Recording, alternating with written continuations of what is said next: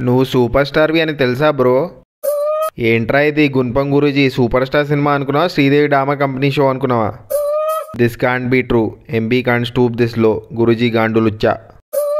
బాబు సినిమాలో boron boron అనడమే మిగిలింది. ఇంకా గుంటూరు కారం నుంచి ఒక సాంగ్ ప్రోమో రిలీజ్ అయింది భయ్యా.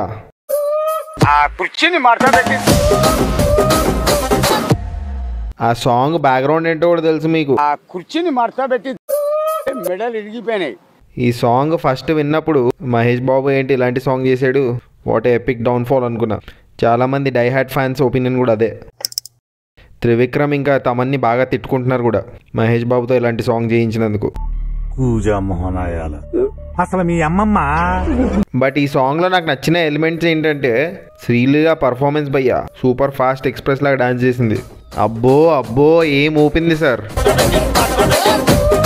దుమ్ము లేపేసింది అంతే. జస్ట్ ప్రోమోకి ఎలా ఉందంటే ఫుల్ సాంగ్లో ఎలాంటి స్టెప్లు వేసిందో మీ ఇమాజినేషన్కి వదిలేస్తున్నా. మహేష్ బాబు గారు కూడా బాగా డాన్స్ చేశారు భయ్యా. నాకు తెలిసి థియేటర్లో ఎక్స్ట్రాడినరీ రెస్పాన్స్ రాబోతుంది ఈ సాంగ్కి.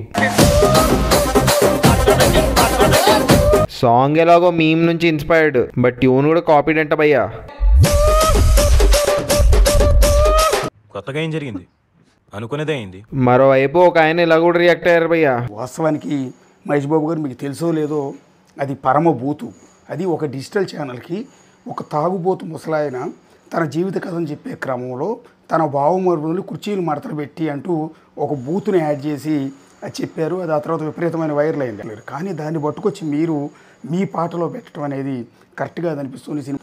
ఎందుకంటే మా అబ్బాయి కూడా మీ పాట చూసి ఆ కుర్చీని మడత పెట్టి తర్వాత ఏముంటుంది డాడీ అని నన్ను అడుగుతూ ఉంటాను. నాలాగా పిల్లలు ఉన్న తల్లిదండ్రులు ప్రతి ఒక్కళ్ళు సఫర్ అవుతారు. కానీ మహేష్ బాబు గారు దాన్ని మార్చమని రిక్వెస్ట్ చేస్తూ ఉన్నాం. ఈ వీడియో కింద ఒక కామెంట్ చూశాను భయ్యా, చాలా ఫన్నీగా అనిపించింది. మహర్షి సినిమా చూసి సీఈఓ అవుతాను లేదా మీ అబ్బాయి? భరత్ అనే నేను సినిమా చూసి సీఎం అవుతాను అనలేదా? మరోవైపు ఈ సాంగ్కి ఆరిజిన్ అయిన పాషా గారు ఆయన రియాక్షన్ ఏంటో చూద్దామా? ఆ పిక్చర్లో మహేష్ బాబు గారు నా కుర్చీ డైలాగ్ మీద పాట పాడి డ్యాన్స్ చేసిండ్రు.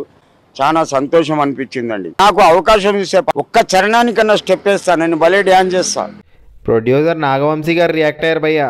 This is just a song, ఓవర్గా రియాక్ట్ అవ్వకండి. మహేష్ బాబు ఎండోర్స్ చేయట్లేదు బూత్ని, ఆయన జస్ట్ డ్యాన్స్ చేస్తున్నారు. January 12th మాస్ పూనకాలే అని చెప్పి ట్వీట్ చేశారు. మీకు ఎలా అనిపించింది సాంగ్? నచ్చిందా నచ్చలేదా కామెంట్ చేయండి. ఒకవేళ సబ్స్క్రైబ్ చేసుకోకపోతే సబ్స్క్రైబ్ చేసుకోవచ్చు కదా. పుచ్చుక్ పుచ్చుక్.